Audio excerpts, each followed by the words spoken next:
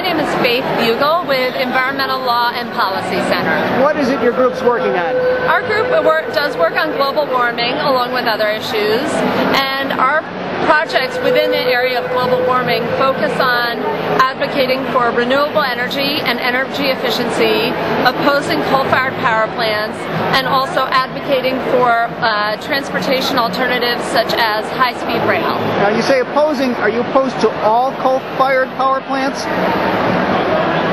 I would not say necessarily we are. We oppose the construction of new coal-fired power plants to start with. We believe that the need for coal-fired power plants could be leveled off to those existing ones with investment in renewable energy and energy efficiency. Obviously, coal-fired power and nuclear are more reliable for baseload power, but growth in the need for power can be dealt with energy efficiency and renewable energy. So you don't think we need to build any new power plants?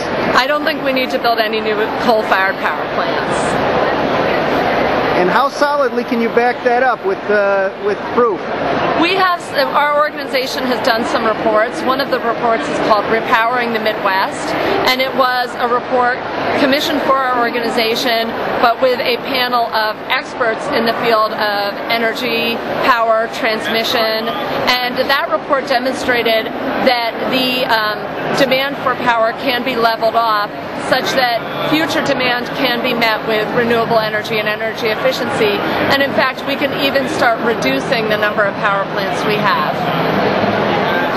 Besides the coal industry, who do you have to convince of this? Oh, we certainly have to convince the government of it. There are a lot of subsidies out there still for coal, and it's a business as usual. Everyone believes that because the way we've always been doing it must be the right way. There are a lot of subsidies for coal out there, so subsidies for renewable energy are not necessarily equaling that of coal, and when you look at coal versus renewable energy does not have any environmental impacts beyond the manufacture of the technologies, and society is paying a huge cost for us to continue to invest in coal and subsidize it. So what is the disadvantage of coal as compared to renewable energy? What are the environmental impacts? Oh, there are so many environmental impacts from coal, starting with the mining of it. Obviously, the fuel needs to be transported to the place where the power plant is, so there are impacts there, transportation impacts. Then in the burning of coal, you have obviously CO2, which has a global warming impact, but you also have nitrogen oxides, sulfur dioxides, particulate matter, all of which contribute to respiratory ailments and to acid rain and to smog and asthma and numerous other health impacts. And then on top of it you have mercury, which ends up in our water bodies. Pregnant women consume the mercury, and it poses a risk to unborn children. When you say renewable energy, specifically what are you talking about?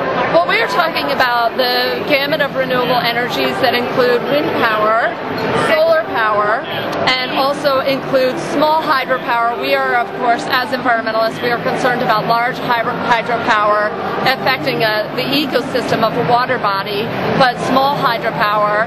We also advocate for biomass, and then you can put energy efficiency within the gamut of renewable energy, because energy efficiency, obviously it's not an energy source, but it reduces the demand for energy, and energy efficiency actually is the most cost-effective means of meeting energy needs, because it can be done at less the cost of even of electricity. When you say biomass, you're speaking of what? Biomass can be anything from switchgrass to small trees, certain trees grown as biomass. It can be things like burning restaurant food waste as fuel. And do those sources of energy not have the same air pollution problems that coal does? They do not. They do not. And they also, something like switchgrass in the Midwest provides a huge benefit, because if you grow switchgrass instead of corn, you actually have something that provides habitat, is native to the area, doesn't need fertilizer, doesn't need to be watered beyond the natural rainfall, and you don't need to till the land or harvest the land, you just cut it off and grow it again.